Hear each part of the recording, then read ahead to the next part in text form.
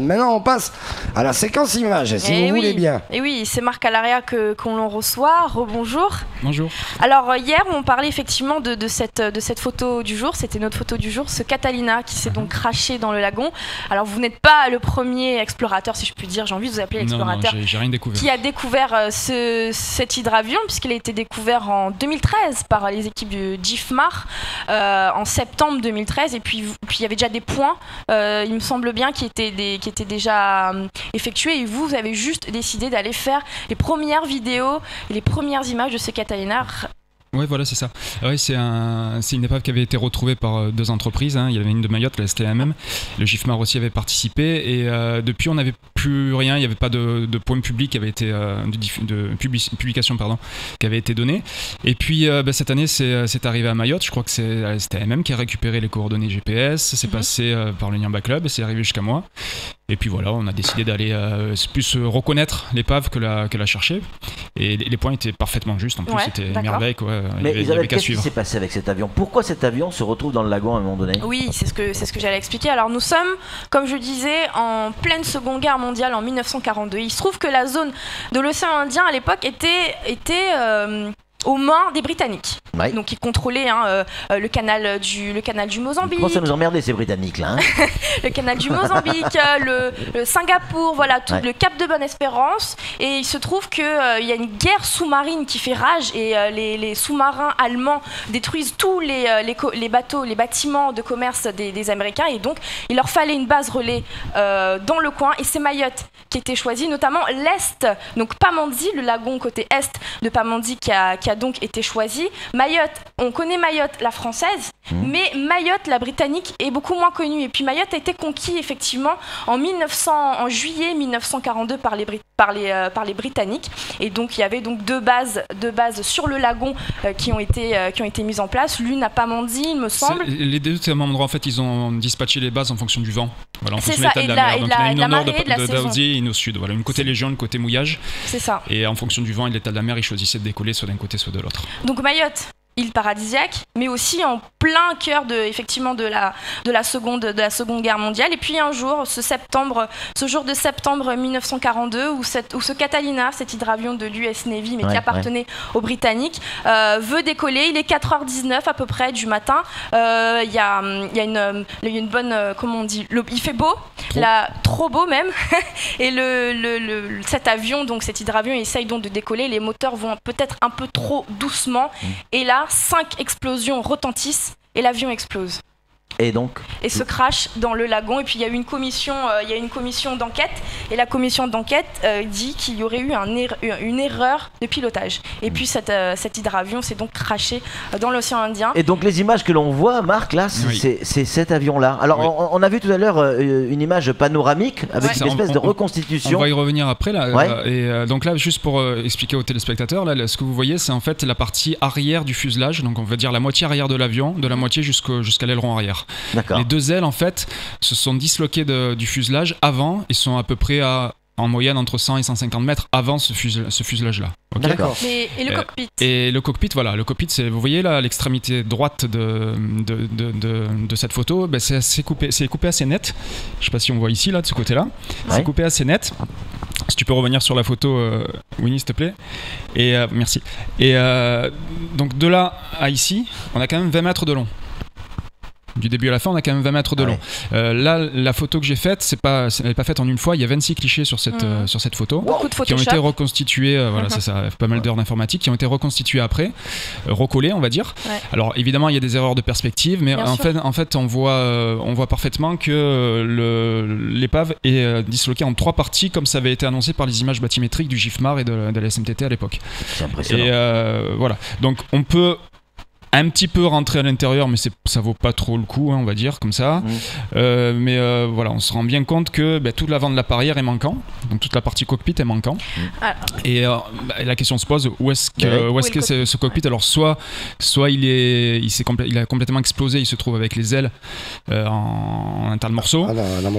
Et soit il n'existe plus, il est ailleurs, soit ailleurs. On a du mal à le voir sur les images bathymétriques, on a du mal à voir autre chose que ça et les deux ailes. Donc je pense qu'il est broyés, quoi. Moi j'ai une petite question, donc c'est un crash au décollage, ça veut dire que ça c'est très très près de... Oui, c'est autour de l'îlot Mitterrand, par là-bas. Ah ouais, carrément. Ouais, donc, voilà. Pour ceux qui ne savent pas où est l'îlot Mitterrand comme moi, par exemple. À côté de l'îlot Chirac. C'est l'îlot qui est au large des Badamiers. D'accord, donc c'est bien à Pamondi, en petite terre. Oui, exact. L'abattoir, je crois, mais c'est petite terre, oui. Marc, qu'est-ce qu'on ressent quand on plonge? Les plongeuses, on avait fait des centaines et des centaines, des images, des centaines et des centaines. Là, c'est pas un poisson qu'on va filmer. Là, c'est une page d'histoire de notre île. Qu'est-ce qu'on ressent à ce moment-là? Alors, côté page d'histoire, je suis un petit peu sensible, mais pas plus que ça. Par contre, côté chasse au trésor, ça me plaît beaucoup. Ouais. Et donc, c'est ça, c'est vraiment le côté d'aller trouver un objet que très peu de monde ont déjà plongé. Voilà, moi ça me plaît beaucoup. Je l'ai un petit peu fait par le passé en Méditerranée sur d'autres types d'objets. Et c'est vraiment quelque chose qui me plaît bien. On trace un peu des cartes, on réfléchit un peu. Alors là, ici, franchement, il n'y a pas beaucoup de réflexion de cartes parce que le point on me l'avait donné. Et il fallait juste s'appliquer à mettre le mouillage exactement sur le point donné. L'encre était posée à 2 mètres de l'épave, hein, donc voilà, donc c'était plutôt facile. C'était très précis, c'est du bon travail. Après voilà, ça fait quand même toujours plaisir de trouver un objet très peu plongé. Vous voyez qu'il y a quand même pas mal de végétation entre guillemets autour de cette épave-là. Elle est assez intacte, mais c'est très peu par rapport à ce que ça aurait dû être si ça avait été une épave en acier. C'est de l'aluminium. Et vous avez quand même 80 ans de vestiges sous les eaux et très peu de végétation dessus, à part les tiges de coraux noirs que vous pouvez voir. Et donc voilà, c'est aussi un peu intéressant de voir ce qui peut se fixer sur une épave en temps d'année. Alors du coup, maintenant que vous êtes retourné, qu'on sait que les coordonnées GPS sont exactes, il y a des rumeurs ce voyage pourrait être commercialisé. Oui, enfin mis dans un agenda. Alors je vous avais dit tout à l'heure, le Niamba Club a participé avec moi à la reconnaissance et va replonger encore dessus pour vraiment se faire une idée de ce qui est possible de faire et peut-être le mettre à son agenda pour ses clients. Une plongée épave. Plongée épave, oui. Après, il y a des plongées requins, il y a des plongées il y en a quelques autres comme ça. Enfin, j'en connais une en tout cas qu'on appelle l'épave Joseph, qui est de l'autre côté de l'île à Piter, pardon. Après, voilà, on plonge une fois dessus, 2 fois. En tant que grand public, il faut le faire une fois ou 2. On va pas y passer non plus 50 plongées dessus. Mais alors, on va laisser ces images parce qu'elles sont magnifiques. On va laisser ces images et on va continuer à discuter. Marc, est-ce que les photos que vous avez pu faire, ces vidéos que vous avez réalisées, et notamment cette photomontage, est-ce qu'elles peuvent avoir un intérêt pour nos scientifiques, nos historiens? J'aimerais bien, après en toute honnêteté... Vous êtes ouvert Bien sûr, il n'y a aucun souci. Je ne les ai pas contactés, c'est une initiative personnelle. Après, oui, bien sûr, évidemment, s'ils m'appellent et qu'ils me demandent, par exemple, la photographie en panoramique pour... un quelconque intérêt historique ou de recherche, oui, la photographie est disponible, voilà, tant que ça reste dans le cadre de la recherche, il n'y a pas de souci. C'est des plongées particulières, hein? Ouais, et en plus c'est très, pas lugubre, mais c'est très, l'eau est très invasée, c'est pas clair, il suffit de poser l'ancre 15 mètres trop loin et on peut passer à côté sans la voir. Donc voilà, vous voyez, c'est quand même assez sombre, on est au fond du lagon, on est à côté de Mamoudzou, on est à côté de Petite Terre, il y a beaucoup de vases. Donc il faut rien toucher sous l'eau parce que dès que vous touchez quelque chose vous avez des particules dans tous les sens. Voilà, c'est délicat, c'est assez particulier, c'est une ambiance assez particulière. On est à 28 mètres de fond à peu près quand même. Donc on a quand même quelques contraintes de paliers, de profil de plongée à respecter. Voilà, c'est très sympa à faire. Moi j'ai pris beaucoup de plaisir. Et si effectivement il y a des gens qui vont plonger sur cette épave encadrée, évidemment, on risque pas de détruire ce qui est... il faut faire attention, je pense que c'est quoi les consignes? Les consignes, s'il y en a. Oui, Daniel là, du Niamba y a déjà pensé. Évidemment, ça sera déjà à 28 mètres, donc tous les gens qui sont niveau 1, vous oubliez, parce que vous êtes limité à 20 mètres. Et puis, et ensuite, ça sera sûrement des palanquets à la fois de plongeurs expérimentés, avec un briefing avant la plongée qui avertit de tous les problèmes qu'on peut avoir là-dessous, enfin, tous les dégâts qu'on pourrait causer. Et puis surtout, disperser les palanquets. c'est-à-dire pas tout le monde en même temps, quoi, hein. On va les séparer de 5, 10 minutes, un quart d'heure, pour que justement au fond on se retrouve avec 4 ou 5 plongeurs autour et non pas 30. Moi j'ai une petite question, mais ce serait peut-être plus à l'historien, un historien de la posée, mais peut-être vous êtes au courant. Est-ce qu'on peut imaginer qu'on ait d'autres types d'épaves de ce genre, de vestiges pas trop loin? J'en sais rien. Ouais. et plus anciennes, des bateaux. Ah bah il y a la buse à trouver quelque part encore. Un porte-avions. Non, mais la buse, oui, bien sûr. Peut-être même, on parle même d'un trésor. Alors, ouais, peut-être qu'on peut trouver un truc aux Anglais. Mais bon, c'est entre Mayotte et le Mascarène, donc ça fait quand même pas mal d'endroits à chercher. C'est clair. Oui, on a quand même retrouvé pas mal d'encre de mouillage. À la fois sur les récifs, aussi sur le long des tombants. Il y en a quelques-unes en passe bandrélé. Alors il faut chercher pour savoir si ça appartient à un bateau, si ça appartient plutôt qui s'est utilisé plutôt pour fixer une bouée de signalisation de l'époque. Enfin, il y a un petit peu de traces à Mayotte. Après, on est dans un lagon. Côté Mamoudzou, c'est très invasé, et et pour le reste, le corail reprend vite le dessus sur les choses. Donc c'est difficile de retrouver des choses intactes dans les milieux tropicaux quand même. Moi qui aime bien l'image, la vidéo, la qualité de l'image, et là vous nous réjouissez à chaque fois que vous nous envoyez des photos, Marc, mais comment ça s'est passé ce tournage? Est-ce que vous avez d'abord plongé sans appareil photo, sans caméra pour repérer, et vous avez fait une nouvelle plongée avec du matériel, ou vous avez tout découvert en même temps? Non, j'ai un gros défaut, c'est que l'appareil photo est greffé à moi quand je plonge. J'arrive plus à plonger sans.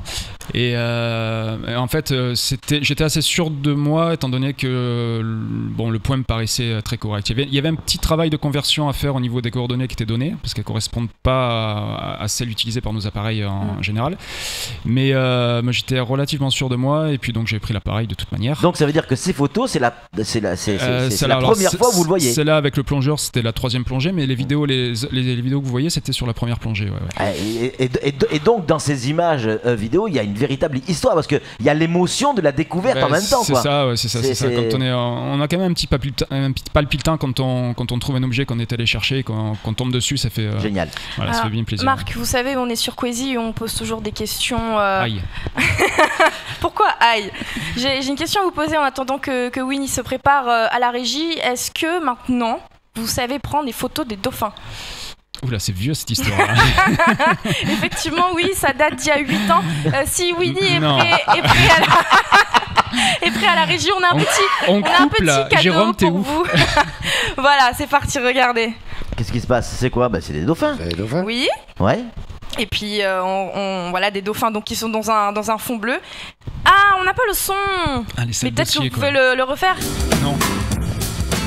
Y'a pas le son? Si, c'est le son. J'étais en train de galérer pour expliquer comment prendre des photos de dauphins. Enfin, je galérais en fait parce que j'ai encore galéré aujourd'hui d'ailleurs, parce que la mise au point des appareils photo est difficile quand les contrastes sont pas assez prononcés, et un dauphin et le fond de l'eau ressemblent un peu à la même couleur. Ah, voilà ce que j'essayais d'expliquer. Et là, tu galérais pour expliquer. C'était très compliqué. Et puis c'est surtout, c'était une première fois que je passais à la télé et des interviews. Là, en direct, je suis relativement à l'aise entre guillemets, mais quand c'est des interviews avec un projecteur sur la figure, je suis très très mal à l'aise. C'était déjà avec les équipes de Quasi à l'époque, si je dis pas de bêtises. C'était déjà ça, c'était comment il s'appelle, Authentica, c'était. C'était Authentica, ça existe toujours, c'est avec Quasi, tout à fait. Et là, les images, c'était dans le nord. C'était à l'époque, je vivais à Msangadoua, et voilà, je plongeais. Les casseroles. Et donc aujourd'hui, alors, vous savez prendre des photos de dauphins? Ouais, ça va aller. C'est ce qu'on voulait savoir. En tout cas, merci pour ces images. Vraiment, elles sont superbes. Ouais, merci beaucoup de nous avoir apporté toutes ces très très belles images.